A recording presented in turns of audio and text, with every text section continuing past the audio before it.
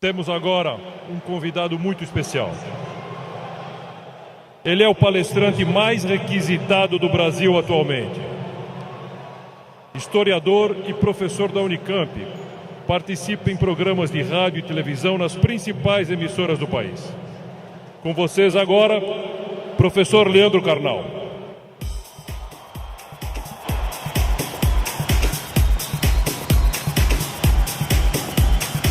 Boa tarde. Muito boa tarde. Um imenso prazer estar aqui no Rio de Janeiro. Bem, obrigado. Obrigado. Obrigado. Muito obrigado. Ainda bem que eu não sou tímido. É um imenso prazer estar aqui no Rio de Janeiro, cidade que eu amo tanto. E é um imenso prazer falar sobre o tema que nós vamos falar agora.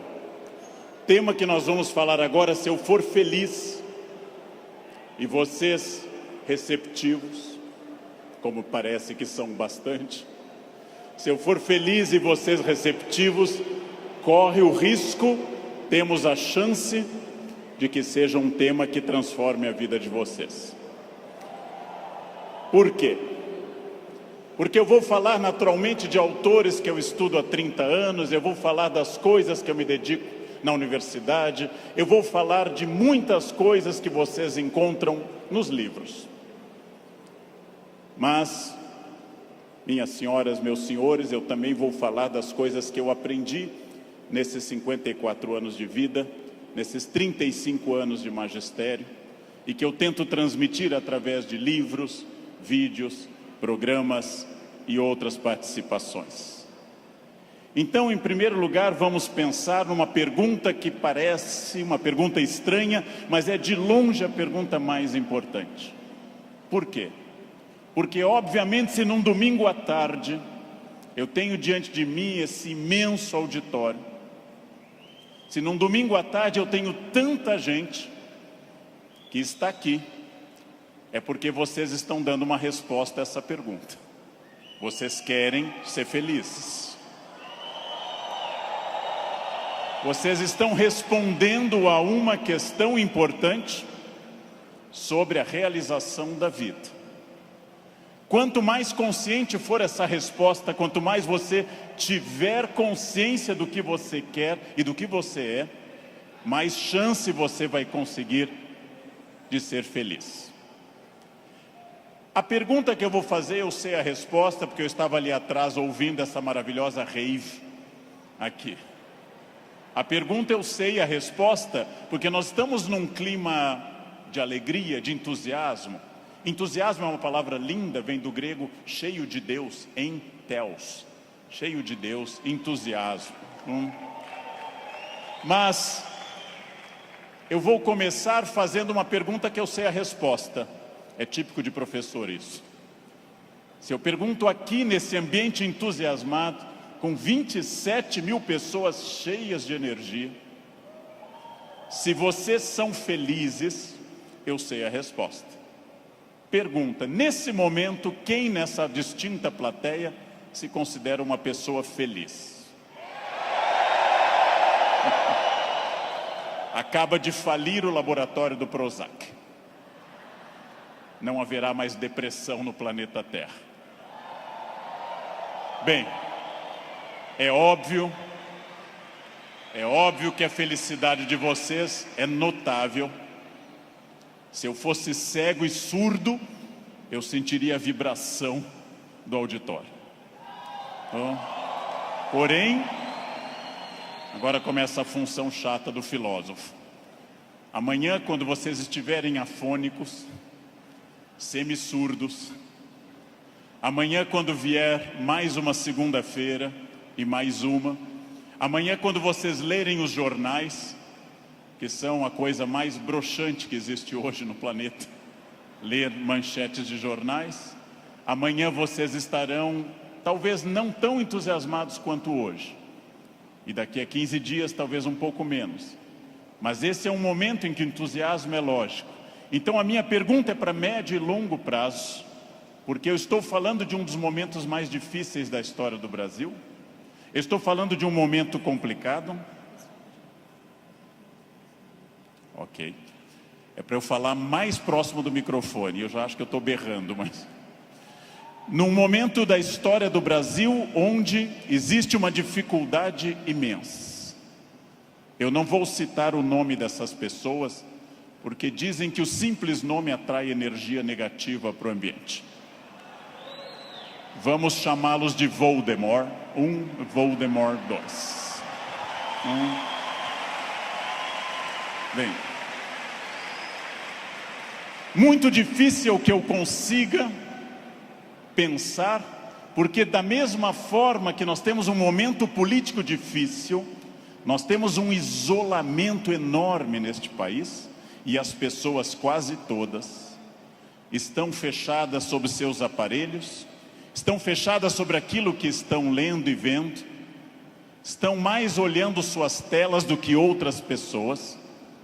Há um individualismo enorme, crescente, há um individualismo que nos domina nesse momento, sem sombra de dúvida. E eu vou traduzir esse individualismo nessa piada. Um homem tenta advertir uma senhora que se encontra em rumo de colisão e grita o núcleo duro da mensagem, vaca, porque ele não tem tempo para elaborar uma frase, ele não tem tempo para dizer, cuidado, ó senhora, haverá um choque. Então ele grita apenas vaca, e ela que não olha para o rosto dele, e ela que não vê que o rosto dele é de preocupação e não de insulto, ela se vira e insinua que o casamento dele é uma sociedade aberta e não fechada. Bem,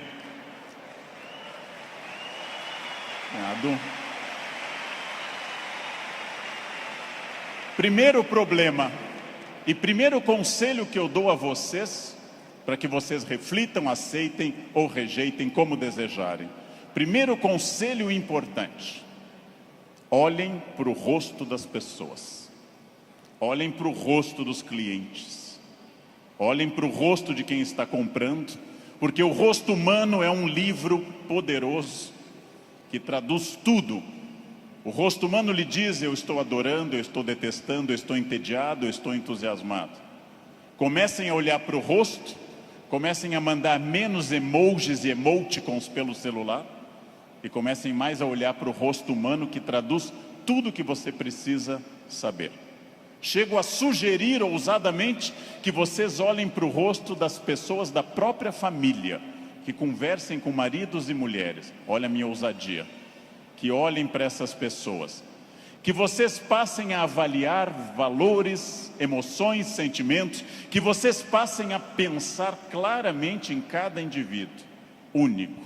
Essa é uma das grandes chaves do sucesso. Eu tinha um erro, eu tinha um defeito como profissional.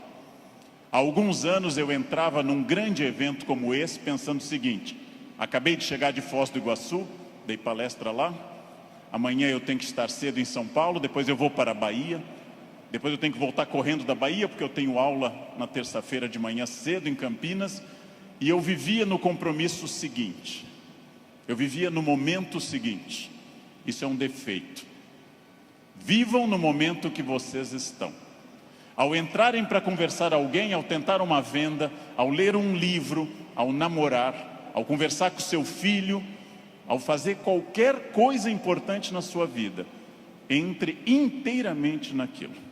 Não fique pensando o que vem depois. Faça daquela experiência única e que a pessoa que está com você não entenda e não sinta, em hipótese alguma, que ela é um obstáculo ao seu horário, que ela é um obstáculo à sua realização. Entreguem-se a isso. Quais são os meus valores? De novo, parece uma pergunta estranha, mas é uma das perguntas mais importantes que nós temos. Qual é o seu valor? Qual é o seu valor principal? Qual o seu valor auxiliar? Que faz você se emocionar? O que move seu coração, o que impulsiona seu despertar? Quais as ideias que você tem mais fortes pela manhã? Em que você dorme pensando em quem? Estes são seus valores.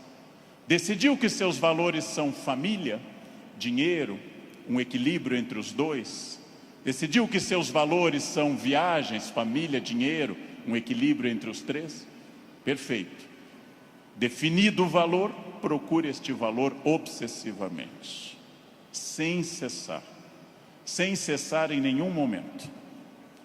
Há mais de 40 anos, quando eu estava estudando línguas inclusive, eu ouvi várias pessoas dizendo sempre que era muito esforço.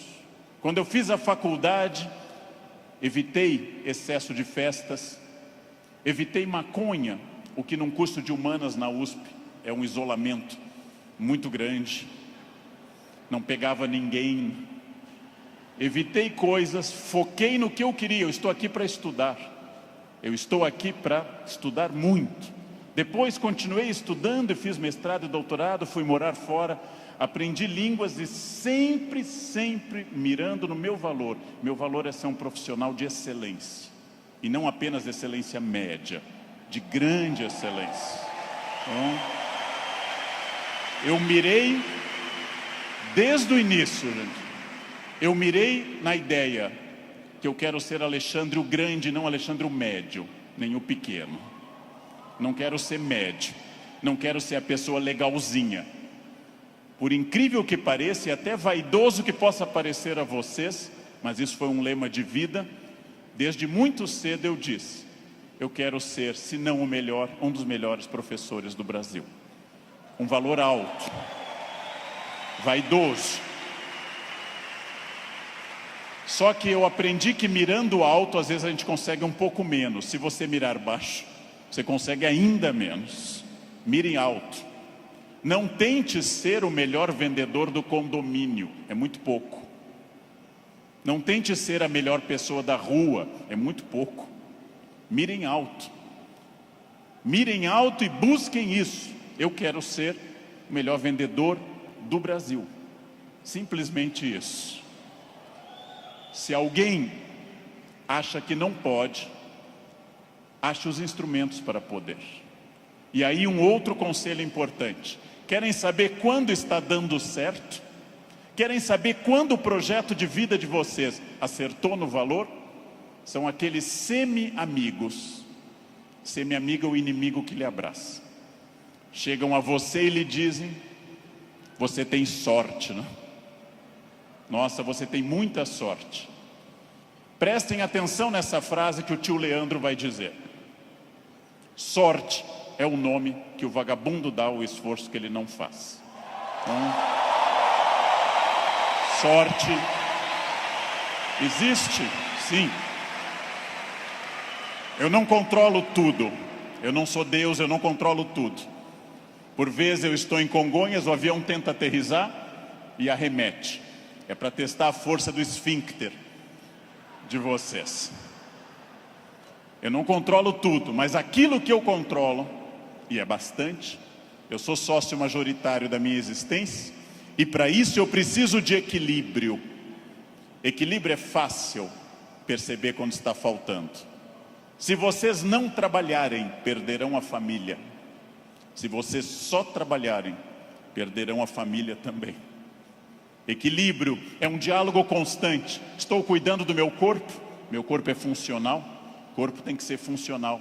Eu tenho que sair do sofá sem auxílio de muitas pessoas. Eu tenho que ser capaz de subir uma escada sem tenda de oxigênio. O corpo tem que ser funcional até a idade que ele é funcional.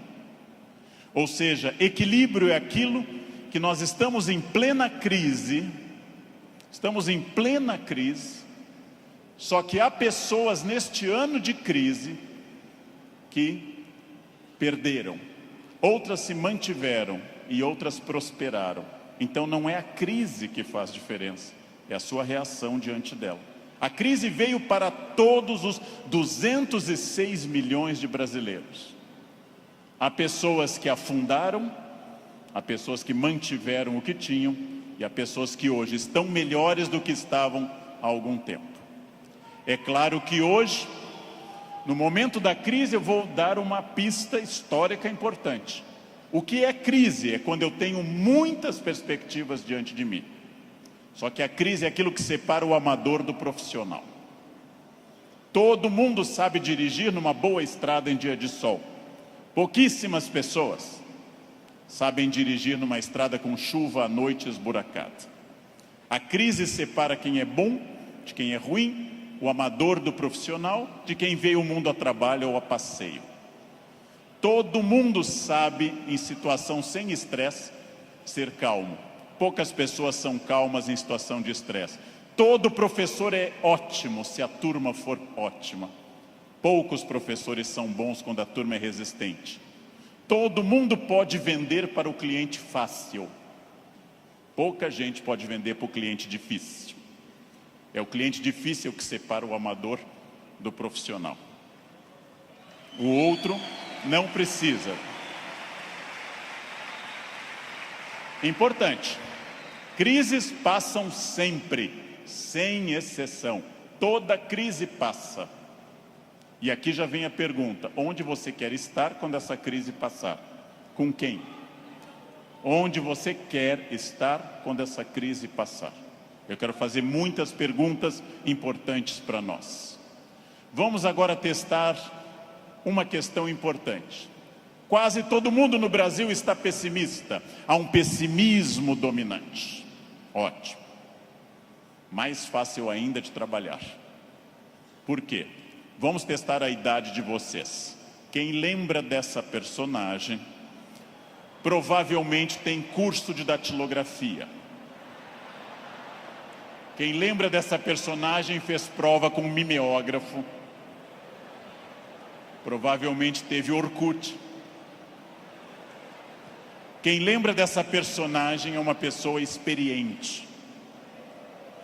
Essa hiena, um desenho animado da década de 60 e 70, a hiena Hard ficava dizendo: ó vida, ó céus, ó azar. Ela era pessimista, porém tudo que a hiena dizia que podia dar errado, dava. Ela era pessimista, mas ela acertava. Por isso que eu quero dizer a vocês que o pessimismo pode ter alguns valores. Ele nos dá uma amostra dos riscos. É importante ter um pessimista na equipe, mas no máximo um, apenas um, que é o que uma equipe tolera. Quando alguém chega e diz: nós vamos dobrar o capital, dobrar o número de clientes, nós estaremos mais 30 países até o ano que vem, o pessimista diz: calma, não é tão fácil. Pessimista é importante para levantar problemas, mas agora eu vou mostrar uma imagem daquilo que eu acredito. No barco está a hiena pessimista dizendo: lógico, o continente está longe, a desidratação é certa, há tubarões, essa vela é ridícula, esse remo não vai levar a nada. Ele tem razão, a hiena tem razão. Mas observem uma coisa: o pessimista faz um bom quadro dos problemas, mas não está fazendo, para dizer uma coisa elegante para uma plateia distinta, não está fazendo sêmen algum para mudar isso. Não dá para ser mais direto que isso à tarde. Não? Bem,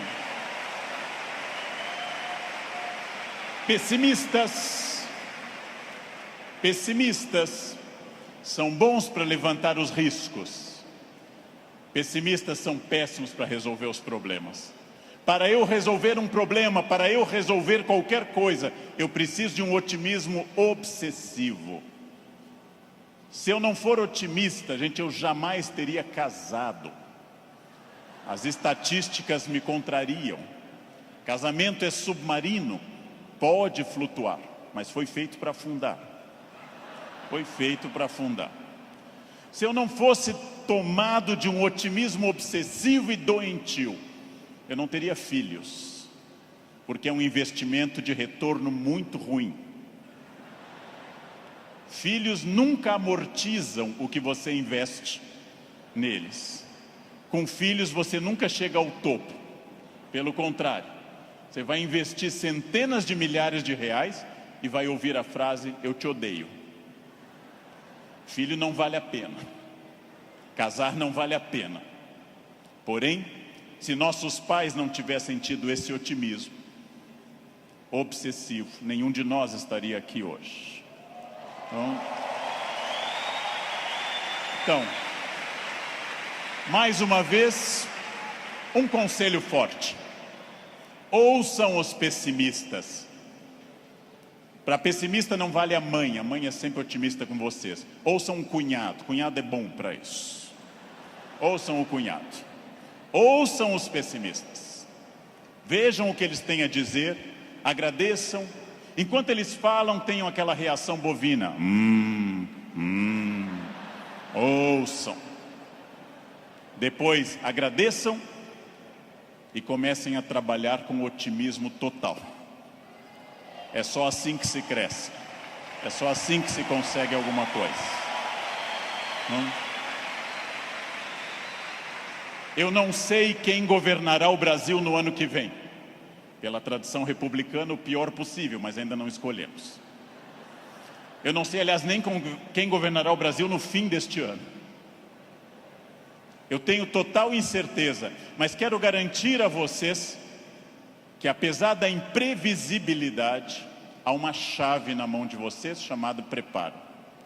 Quem daqui ler mais livros sobre técnicas boas de venda, estudar mais psicologia de vendas, quem tiver mais método, quem for mais otimista, quem for mais metódico, não sabe o que vai enfrentar, mas estará melhor do que quem não fizer isso. Não sei onde estaremos, gente. Não sei onde estaremos. Vejam, em nenhum momento na graduação de História e Filosofia, em nenhum momento fazendo mestrado ou doutorado ou estudando fora, eu imaginei que um dia eu teria a honra de falar para essa plateia tão numerosa e entusiasmada. Em nenhum momento. Jamais. E não obstante, ter estudado me trouxe até aqui. Ou seja, essa é a chave. Pergunta óbvia, onde você quer estar o ano que vem? Eu não sei o ano que vem, eu não sei 2018, eu não sei 2027, daqui a 10 anos. O futuro é sempre nebuloso. Gente que há 2, 3 ou 4 anos governava este país e tinha uma renda maior que todo esse auditório junto. Hoje está tendo uma hora de sol em Curitiba. Então, o futuro é sempre oscilante. Porém, vamos transformar essas palavras. Substituamos passado por experiência, o que os trouxe até aqui. O presente, ação, esse encontro aqui na Barra. O futuro é estratégia, o que vai ser gestado nesse dia para o que vem pela frente. Se vocês pensarem em futuro como estratégia, entenderão que sim, o futuro é absolutamente imprevisível. Mas quanto mais estratégia eu tiver, mais eu vou controlá-lo. A chuva vai vir para todos. Quem souber nadar melhor vai sobreviver. Esse é um dado óbvio. Bem, mas eu erro bastante. Eu, Leandro, sou hoje melhor professor, porque já errei bastante. Eu, Leandro, erro. Errar é humano. Lembrem que no nosso mito fundacional, judaico-cristão, a primeira empresa do mundo chamou-se Éden, e o proprietário selecionou 2 funcionários, dali mesmo, não fez seleção externa, criou ali dentro do Éden mesmo. Deu apenas uma regra, fez uma semana de compliance e deu apenas uma regra. Só não pode comer uma fruta, o resto tudo pode. Foram lá e comeram. Foram demitidos por justa causa. Foram para o mundo, tiveram 2 filhos. Um matou o outro, Caim matou Abel. Primeira família do mundo, a mais próxima de Deus. 2 infratores, um assassino e um cadáver. Essa é a primeira família do mundo. Uma família que tinha tudo para dar certo, gente. Não tinha sogra, não tinha nora e não tinha genro.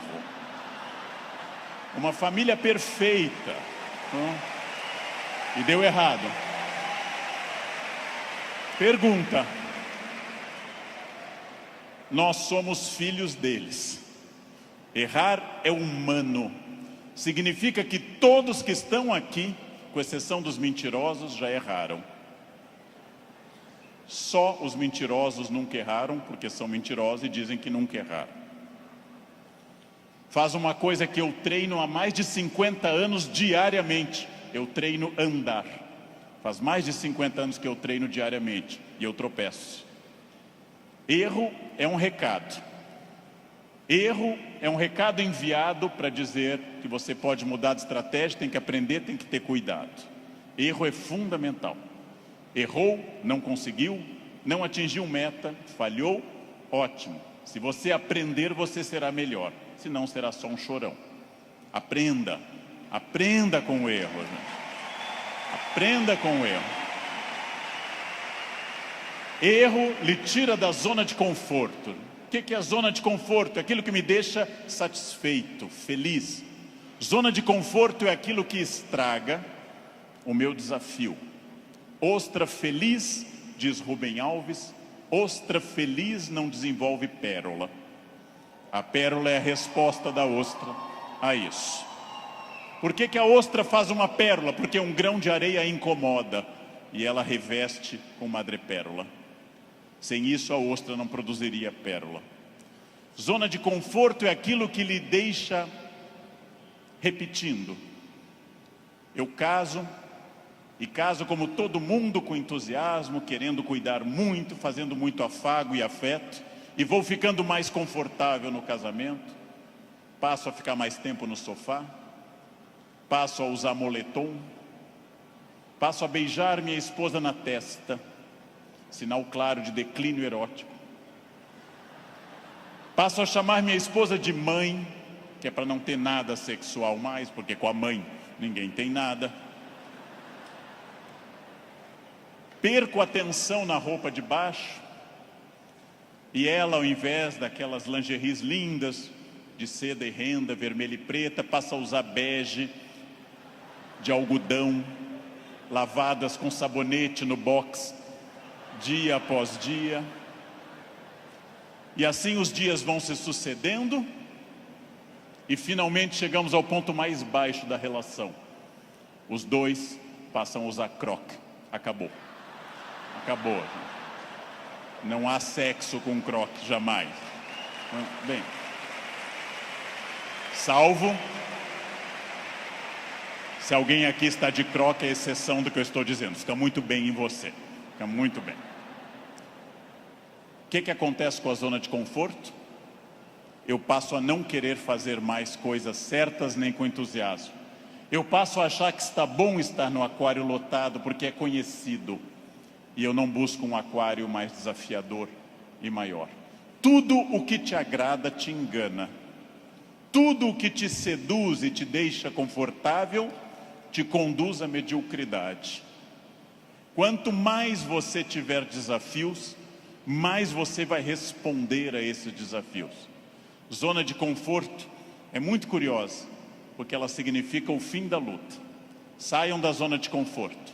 Pensem seriamente que tudo está em mudança, tudo está envelhecendo, tudo está passando, tudo aquilo que não está se expandindo está encolhendo. Tudo aquilo que não está melhorando está piorando. Isso é a realidade do mundo. Se você não mudar o seu negócio, alguém mais jovem e mais dinâmico vai mudar. Nesse momento, alguém está tendo uma ideia de vendas melhor que a sua. Isto significa que quem se dedica a ser um profissional precisa permanentemente levar em conta essa frase: mudar é difícil, me ensinaram os norte-americanos. Mudar é difícil, não mudar é fatal. Mudar é difícil, não mudar é fatal. Isso é fundamental, gente.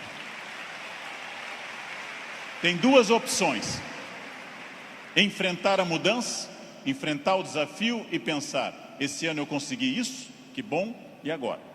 Ah, mas eu já falo inglês. Ótimo. Qual o passo seguinte? Eu já consegui a minha casa, perfeito. Era esse o seu objetivo material?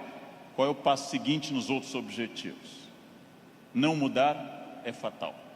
Protagonismo é quando eu entendo que a minha vida não mudou por causa dos astros. Não mudou porque Mercúrio estava retrógrado. Não mudou porque Saturno está sob meu signo. Mudou porque eu agi. Mudou porque eu fiz alguma coisa. Protagonismo é isso. Não é fácil tomar essa decisão. Não é fácil olhar além do horizonte e perder essa ação reativa de quem simplesmente acha está faltando isso, está faltando aquilo. Não é fácil. Não é fácil essa transformação. A visão além do horizonte pressupõe racionalidade, pressupõe previsão. E eu venho de um país que eu amo tanto, este Brasil, apaixonadamente, um país que não gosta de ser estratégico. Todos os dias eu pego avião, gente, todos os dias, como hoje de manhã, como agora à tarde. Todos os dias eu enfrento raios-x e pessoas que passam, aí tem o celular no bolso e voltam. E eu atrás dessa pessoa envelhecendo. E a pessoa passa de novo, as moedas, e volta. A botinha cafona com taxinhas, volta. Depois de 10 vezes a pessoa passa, sem nenhuma estratégia. Chega à porta do Finger, a funcionária pede o documento e começa a procurar na bolsa ou na mochila o documento. Naquele momento, o meu já está em ângulo para mostrar para o funcionário. Essa pessoa acha o documento, entra no avião, vai até a metade e aí olha o seu ticket, 2A, e começa a voltar, contrariando a piracema que está indo para o fundo do avião. Estratégia é a capacidade de se antecipar à necessidade. Estratégia é estar pensando o seguinte: está dando certo a minha estratégia nesse momento? Ótimo. Está dando certo, já é passado. O que eu vou fazer no futuro? O que eu vou fazer para transformar isso? Racionalidade estratégica. Não existe destino. Eu sou das pessoas que compartilham da ideia que não existe destino. Existem acidentes para todos. O que eu faço com esse acidente me define. Leandro, você fala bem porque você é de aquário. Eu sou de aquário. Aquário é ar. Pessoas de ar falam bastante. Gêmeos também. Você é muito ciumenta, mulher, porque você é de escorpião. Escorpião é tomado pelos ciúmes. Mas que marido exemplar? É câncer. Câncer é água. Chora até a inauguração do supermercado. Mas que chefe autoritário? Áries. Ele é de Áries. É muito autoritário. Que secretária organizada? Virgem. Virginianos têm toque com ordem. Muito bem, isso é pensamento mágico. Sabe o que é pensamento mágico? Acreditar que a minha vida é determinada por uma constelação na hora do nascimento. Sabem o que é vaidade, que também atrapalha? É ficar pensando agora, por que ele não falou do meu signo até agora? Isso é vaidade. Será que ele vai falar do meu signo? Isso é vaidade. Bem, superem isso. Superem essa ideia de sorte, azar, destino. Introduzam a ideia de decisão, estratégia e trabalho. Sartre diz, o filósofo que morreu em 1980, Sartre diz: não importa o que a vida fez de você. Pausa. Importa o que você fez com o que a vida fez de você. Não importa o que a vida fez de você. Importa o que você fez com isso. Você conseguiu aprender inglês porque sua família era rica e te levava para esquiar em Aspen, no Colorado? Ótimo. Tem outra maneira de aprender, na biblioteca pública com CDs de graça. Aspen é bom. Aspen é legal. Mas não está impedido o acesso para outras pessoas. Não importa isso. A vida te deu 3 chances de sucesso material. Nascimento é a primeira. Quem nasceu de família boa, mas desprovida de recursos, já queimou 1/3 das chances. Família amorosa, mas sem CNPJ forte. Segunda chance, casamento. Quem casou por amor já queimou 2/3 das chances. Casar por amor elimina mais 1/3 das suas chances. Sobrou só um, gente. Só um caminho. Trabalhar. Trabalhar bastante. Ou casar de novo. Ou nascer de novo. Eu já me convenci que é trabalho, que queimei os 2/3 iniciais também. Tenho família amorosa e muito trabalho pela frente. O que significa isso, gente? Vamos pensar. Eu não sou controlado. Eu não sou controlado pelo destino. É óbvio que eu não sou tudo e nem posso tudo e nem sei tudo, mas eu não sou controlado pelo destino. O primeiro exercício que eu quero que nós façamos daqui para frente é o seguinte: dentro do padrão do humano, eu não posso desejar imortalidade, está fora do padrão do humano. Tirando a rainha Elizabeth, ninguém é imortal no planeta Terra. A Beth é imortal, é uma Highlander. Eu não posso dizer, eu me cuido, você vai morrer igual. Vai ser um cadáver bem cuidado. Eu hidrato a pele, vai ser um cadáver hidratado, bonito. Eu malho todos os dias, um cadáver definido, bonito também. Muito bem. A não ser que vocês queiram evitar Alzheimer, aí o meu conselho é: comam bacon, pururuca, banha, isso evita Alzheimer. Vocês não chegarão à idade de desenvolver Alzheimer. Vão morrer antes. Não? Bem. Não controlo tudo. Não controlo tudo. Não sou dono do universo. Não posso impedir a morte, que virá. Mas entre o nascimento e a morte eu controlo muita coisa. Toda crença em destino, vocação, talento, é uma crença que tende a disfarçar o que de fato faz a diferença. E o que de fato faz a diferença é o esforço. Eu tenho uma sorte imensa quando as pessoas me dizem: Leandro, você tem sorte. Eu tenho uma sorte imensa. E essa sorte se repete diariamente, porque eu acordo às 4 da manhã.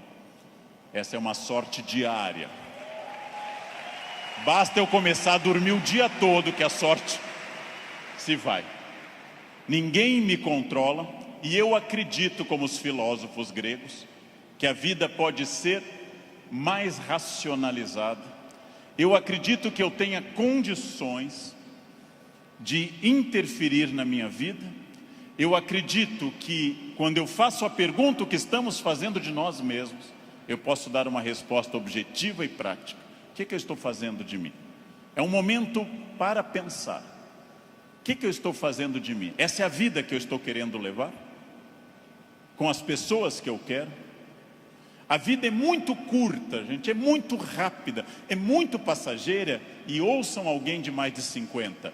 Depois dos 40 parece ficar mais rápido ainda. Parece que passa numa velocidade incrível. A vida é muito curta para que se perca tempo numa existência medíocre, numa existência pequena, numa existência fraca. A vida é muito curta para que eu tenha uma família que eu não ame, para que eu tenha um emprego que eu não goste, para que eu tenha um trabalho que eu não me dedique. Ela é muito curta para eu ser medíocre. É muito pouco tempo para isso. Perguntem o que estamos fazendo de nós mesmos e sigam o conselho que Sócrates fundou a filosofia ocidental: conheçam-se, conhece a ti mesmo, conhecimento de si. Sigam esse conselho, sigam essa ideia de saber quem vocês são. Se eu me conhecer, ninguém me ofende. Se eu me conhecer, ninguém me ataca. Já disse isso várias vezes na internet. Quando alguém me xinga no trânsito, eu tenho que saber se a pessoa está dizendo a verdade ou mentira, e nos dois casos eu não posso me ofender. Conheçam-se, saibam quem vocês são. O ano passado um aluno bateu a porta na minha cara e gritou: careca. O que eu vou dizer para esse aluno? Não, retire o que você disse, não, estou ofendido. Vejam, as pessoas têm direito a dizer o que querem, é um direito constitucional. Eu só me ofendo quando eu concordo com elas. Ataque é veneno. Veneno só funciona se eu tomar. Ataque é veneno, eu preciso tomá-lo. Então, se eu não tomar, o veneno não funciona. Já ouvi no trânsito de São Paulo e gravei um programa sobre isso uma vez, um café filosófico. Alguém me gritou, insinuando que minha mãe exercia atividade erótica remunerada. Examino a biografia de minha mãe, hoje com 80 anos. Na juventude ela está sempre com o rosto fechado nas fotos, como era próprio daquela época, nunca sorrindo. Era obviamente uma mulher fiel, sempre triste, fechada, uma mulher de um homem só. Não ria, não tinha aquela pele brilhante da mulher que não é tão dedicada. No passado por virtude, no presente por falta de mercado, minha mãe não é uma prostituta. Então eu não me ofendo. Mas se ela fosse, e não é crime no Brasil ser, eu teria que dizer à pessoa, você conheceu mamãe? Você ia lá em casa? Não. Também não teria que me ofender. Segundo o xingamento mais comum e mais estranho, diz respeito à orientação sexual, que é mais estranho ainda, já que orientação sexual não é xingamento, mas é uma característica de cada pessoa. Alguém insinua que eu seja de uma orientação sexual específica. Eu observo e penso, tenho 54 anos, é uma idade boa para você já saber seus orifícios preferidos. É uma idade que, grosso modo, você já sabe mais ou menos o que você gosta. E não haveria problema nenhum em gostar de outra coisa. Então eu digo, você está enganado. Seguindo o velho conselho do Rio Grande do Sul, onde eu nasci, por onde sai o feijão, não entra a mandioca. Bem, mas e se fosse? E se fosse, sem problema algum, eu diria a essa pessoa também, você me conhece? Eu não lembro do seu rosto, mas eu olho sempre o travesseiro, quer dizer, eu não vejo, estou sempre na fronha, eu não lembro bem do seu rosto. Sem problema também. Quando alguém lhe xinga de velha, de feio, de babaca, de filho de alguma coisa, quando alguém lhe xinga até dizendo um time de futebol específico, que eu não vou repetir, resta você saber, a pessoa está certa ou errada. Se ela estiver certa, ela não está me ofendendo. Se ela estiver errada, está me ofendendo. A vida é muito curta para que eu perca tempo com babacas cheios de ódio. A vida é muito curta para isso, né? É muito curta. Evitem esse problema. Quem se conhece não se olha como Superman, e na verdade é o pateta. Quem se conhece sabe dos seus limites e explora esses limites ao máximo. Quem se conhece sabe, talvez eu não tenha vindo ao mundo tão bonito, talvez eu não tenha vindo ao mundo tão alto, tão rico, tão hábil em línguas. Eu posso fazer muito com isso, muito. Posso esticar esses limites ao máximo. É fundamental conhecer-se. Sempre, sem exceção, sem nunca perder de vista que consciência é a chave da transformação. Consciência é a chave de todas as transformações. Respostas claras, objetivas para a pergunta que eu fiz no início. O que eu quero?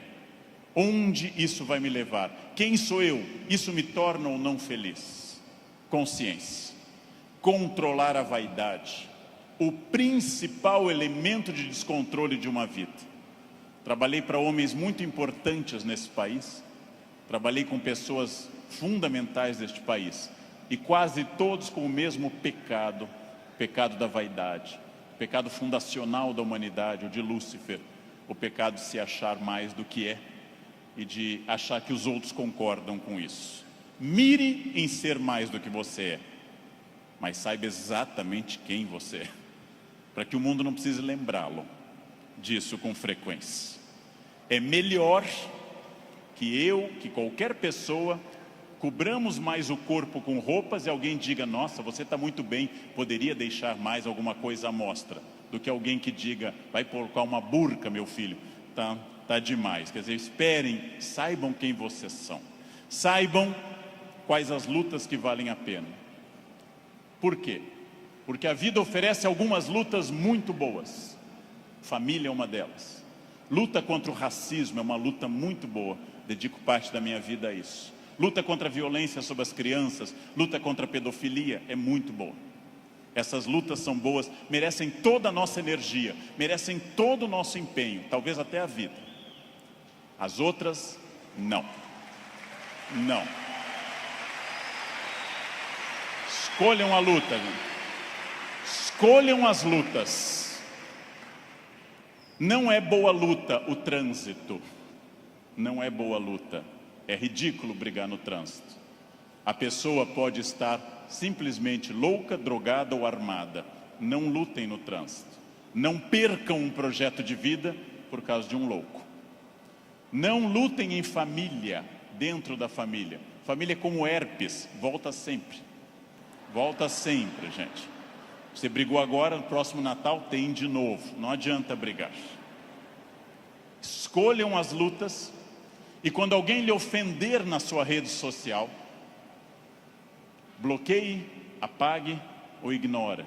Rede social não é um bom espaço de luta, é perda de tempo ficar brigando em rede social. Escolham as lutas, gente. E aqui um detalhe, uma campanha. Falando no Brasil inteiro, eu estou lançando uma campanha, gente. Pelo amor de Deus, parem de dar bom dia em grupo de WhatsApp. É a minha campanha. É minha campanha. Se alguém der bom dia, apaguem simplesmente e pronto. Pronto, falei. Escolham as lutas. O mundo inteiro hoje está centrado em duas coisas: parecer, através de redes sociais, e ter. Ter é bom, se representar que eu vou melhorar com isso. Ter para ser, ter para parecer é ruim. É bom eu ter conforto, é bom eu ter algumas coisas materiais, desde que eu saiba que elas servem à minha felicidade, e não eu sirvo as coisas. Ter e parecer não se confunde com ser. É uma palavra difícil, eu sei. É uma palavra complicada, essa tal de felicidade. Epicuro, filósofo, que eu adoro, dá uma norma muito clara: viver não é um fardo. Não viver não é um mal. Logo, diz Epicuro que nós devemos honestamente morrer e honestamente viver. Como eu posso ter medo do que é inevitável? Viver é um desafio constante, diário, não é um fardo. Não posso acordar como um condenado, não é um fardo, é bom. E também honestamente aceitar essas coisas. Muito importante, contido nessa imagem de uma escultora norte-americana, Bobby Carlyle, que eu adoro. Essa estátua chama Self-Made Man. Mostra com o talento da escultora, em bronze, uma figura de um homem esculpindo-se. É uma metáfora excelente para todos nós. Eu estou parcialmente pronto, mas eu não sou perfeito. Perfeito quer dizer em latim feito até o fim. Perfectum, feito até o fim. Eu não sou perfeito. Eu sou perfectível, eu estou em processo de transformação, eu sou uma pessoa crescendo a cada instante.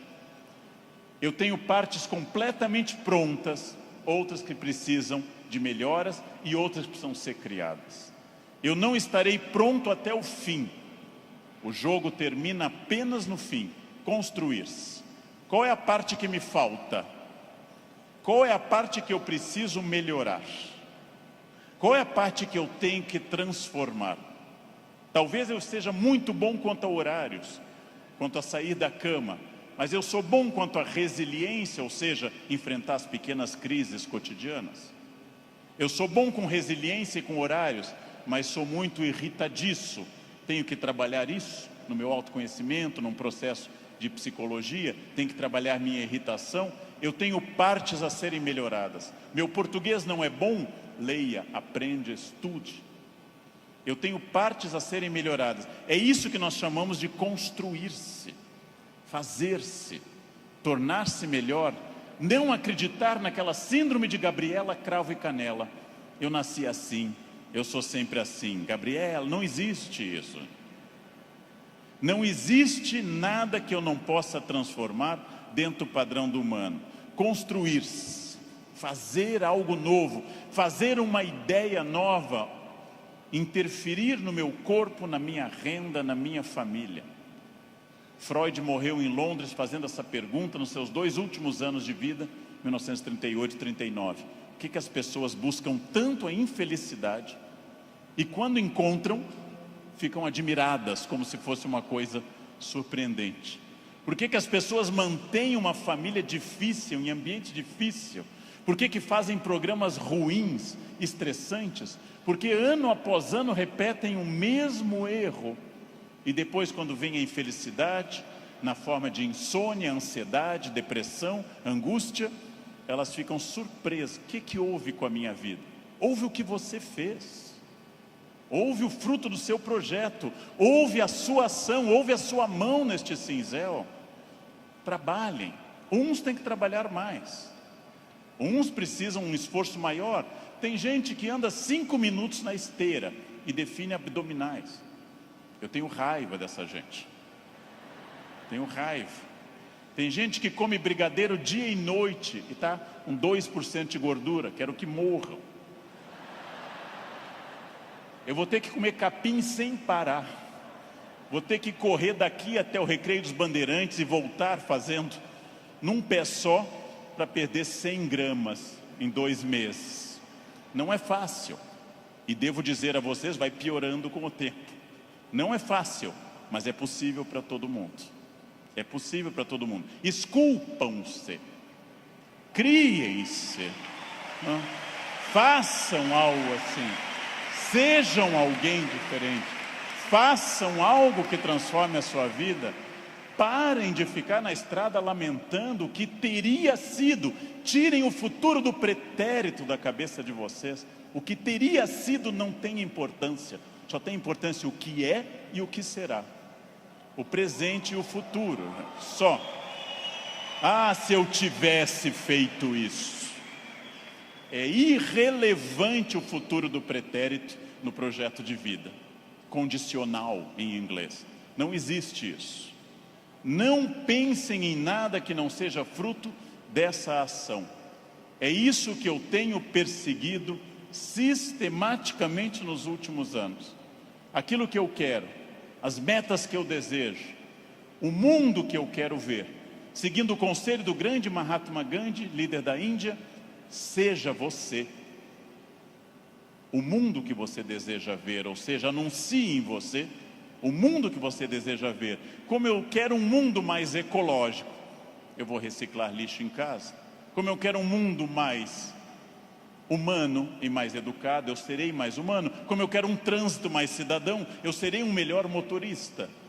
Como eu quero combater a violência entre as pessoas, eu serei menos violento. Eu sou a transformação que eu quero ver no mundo.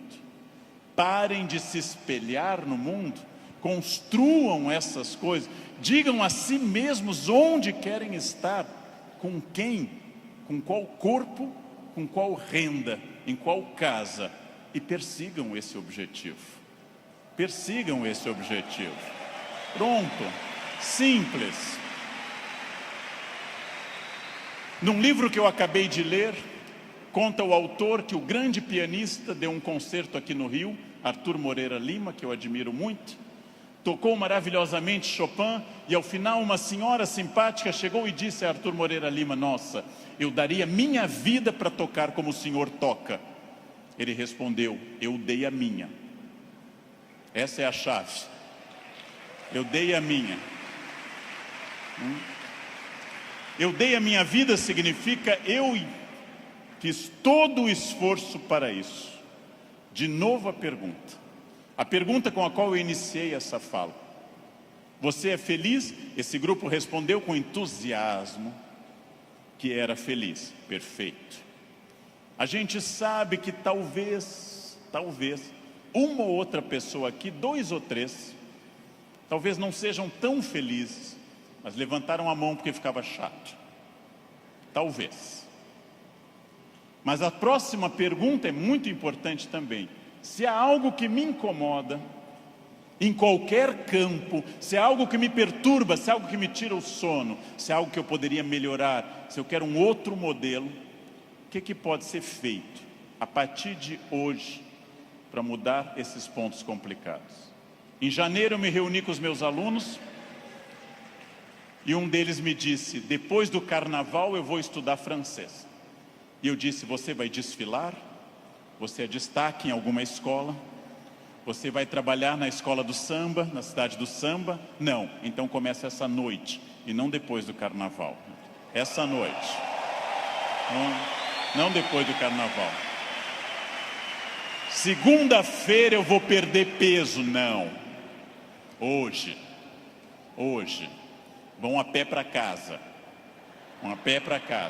Começa hoje. Eu preciso ir até São Paulo a pé essa semana.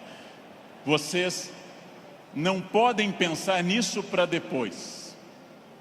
Eu tenho um assistente que, vendo tudo que eu faço para o Natal em família, eu gosto muito da festa de Natal, sou um fascinado pelo Natal, adoro festa de Natal. Ele disse: nossa, como eu gostaria que o Natal fosse assim lá em casa. E eu perguntei: e o que você acha que acontece para ser assim na minha casa?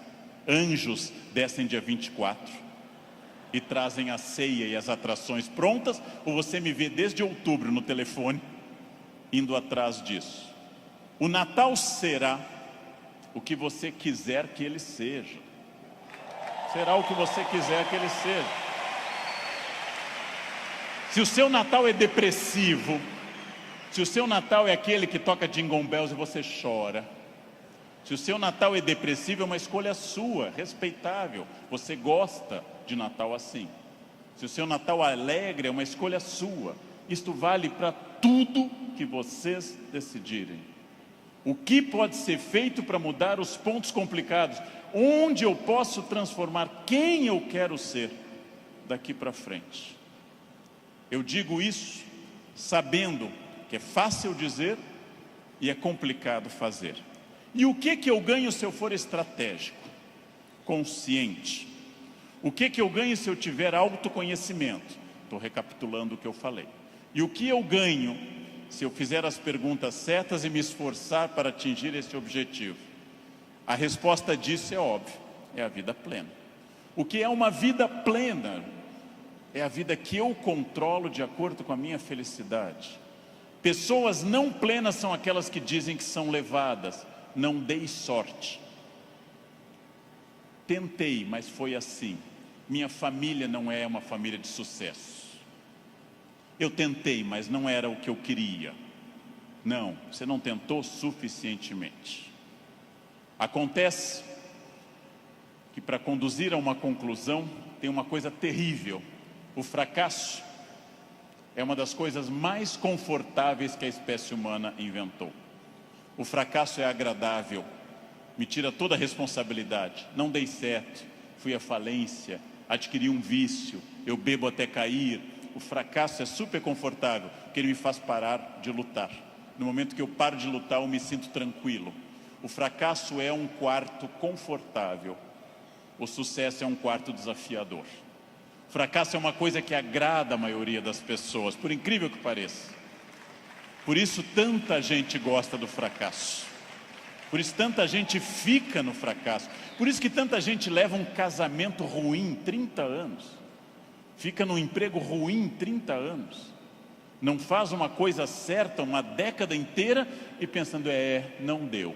Porque isso é confortável. É confortável. E aí volto à pergunta que eu fiz aos senhores desde o início. Volto a essa pergunta fundamental. De fato, o que eu quero? Quem eu sou? Onde eu quero chegar? Com quem eu quero chegar? Quais são meus objetivos? Se eu tiver consciência profunda, eu transformo por completo.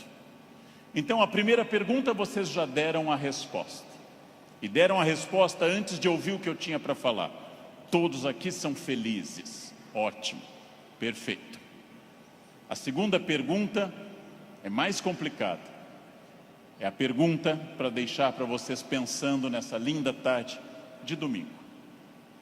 Quem daqui quer, nos próximos 10, 20 ou 30 anos, quem daqui quer continuar sendo feliz, com êxito e feliz? Bem, melhor ainda, eu também. Melhor ainda, agora vai começar o primeiro dia do resto da vida de vocês. Agora começa a parte mais importante. Esqueçam o que passou. Esqueçam o passado. Esqueçam tudo que veio até aqui. Reinvente-se. Reconstrua. Faça dessa vida um espaço completamente diferente. Fácil. Sua vida vai continuar sendo muito feliz. Não se acostume ao fracasso. Acostume-se à felicidade. Desafiem-se. Sejam melhores. A vida só vale a pena se ela for intensamente vivida, intensamente aproveitada dentro desses objetivos. Por que que eu sei isso? Porque é o que eu faço aqui hoje, inclusive. Então, muito obrigado pela atenção de vocês. Muito obrigado. Obrigado. Muito obrigado.